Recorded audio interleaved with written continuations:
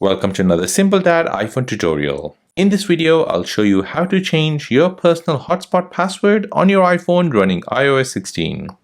If you're new here, please subscribe to see more videos like this and don't forget to like this video. So if you want to stop from someone connecting to your personal hotspot, I would recommend changing a password. So let me show you how to do this. So first you want to go into settings. Next you want to find personal hotspot, tap on it. Here, you're going to tap on Wi-Fi password.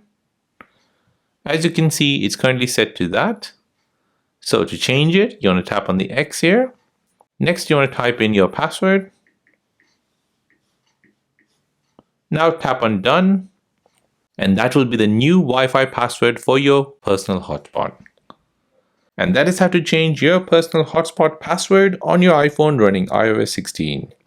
If this video is helpful, then please subscribe to see more videos like this. If you have any other questions, then please do let me know in the comment section down below. Thanks for watching and see you in the next one.